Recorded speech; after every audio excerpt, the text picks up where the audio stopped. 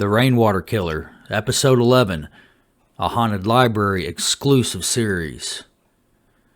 I had the call traced to a payphone on the outskirts of town, near a jogging trail that was alongside the Catskill Mountains. The trace took about an hour.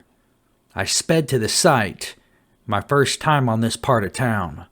The woods were dense. I immediately began to question people who were jogging and running, since the payphone was in clear view, about 20 yards from the trail at the entrance. Nobody had seen anything. I began to lose hope when an elderly couple rounded the corner. They were walking, and were the last people on the trail from what I could see. They had seen a man, dressed in black, with a black hat on, briefly use the payphone and then strangely walk into the woods. I quickly got their name and number and raced into the woods blindly, my hand on my gun. I seriously doubted this guy would be in the vicinity by now, but as I dashed into the woods it began to sprinkle, and I wondered if he'd stick around to scope out potential victims on the track as the sun set. With my adrenaline racing, I didn't even bother to call for backup. Inside the tree line, I heard the faint sound of rain pattering the treetops. It would have to rain much harder to penetrate this heavily wooded area. I turned and looked back towards the track. Everything was in clear view. I could see the people using the track, but in no way could they see me and hear. Chills went through me as I realized this was the perfect hiding spot to stalk victims. I tried being as quiet as possible, but leaves did crunch under my boots.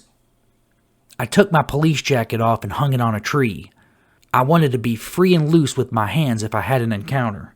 Surely, he didn't enter the woods as an escape route to the other side because these were dense woods that stretched for miles to the north. Unless he entered at one point and walked a few hundred feet and exited. Either way, he would have had to exit the way he came in. If not, he was still in here. And if so, how close or far away was he from me? I moved slowly, my eyes scanning the trees that were tightly packed together. Then I heard branches breaking, and I froze.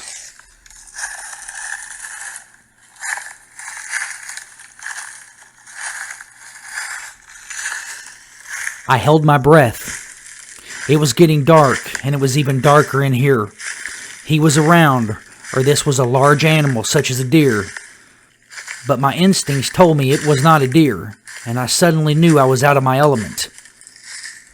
The man I was hunting most likely had a background in military with extensive nature drills. He was a lot younger than me and in much better shape. I had now become the hunted, despite having my gun. I took refuge behind a large oak tree and waited as the steps grew closer.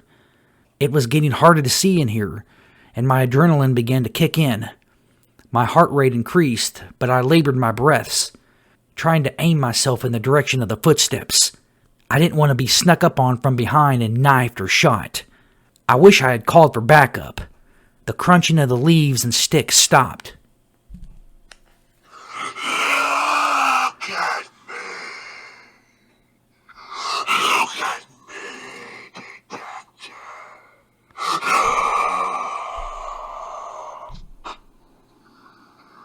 Get out of here before you die.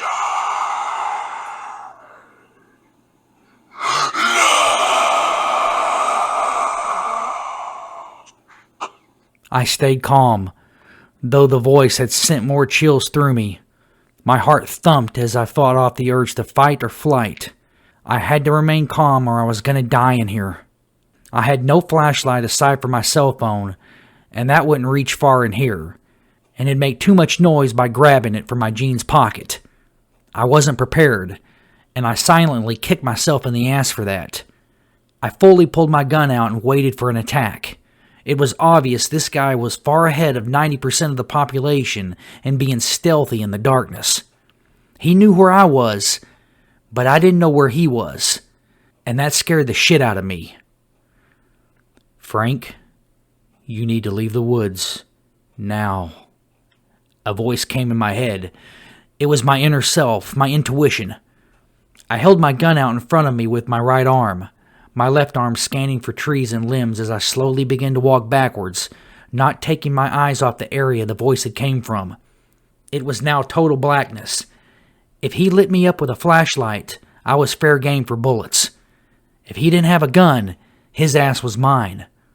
I froze, hearing his footsteps again crunch. "Don't move! Get your hands up!" Now, I couldn't see him. It was a bluff. But I could hear him, and I wanted to let him know I had a gun.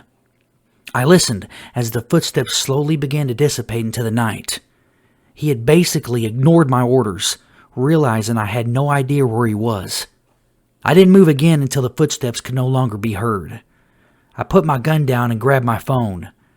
I needed light to get out of here.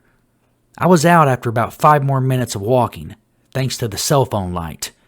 It was the longest 5 minutes of my life, twisting and turning every few seconds in the darkness to see if some phantom was going to attack me. When I got to my car, I called all units to the scene. We searched the area, canvassing miles and miles into the woods with a 20-man task force and multiple canine units.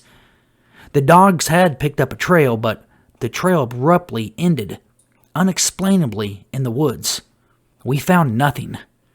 The Rainwater Killer had somehow vanished into thin air, amongst the darkest shadows. I didn't sleep that night, not a single wink. I dwelled on how he had me, and for some reason, he had decided to not attack me. When I did finally sleep, my dreams were plagued by a dark, twisted, almost non-human presence in the woods, stalking human people for game, stalking me in his domain, that being the blackness.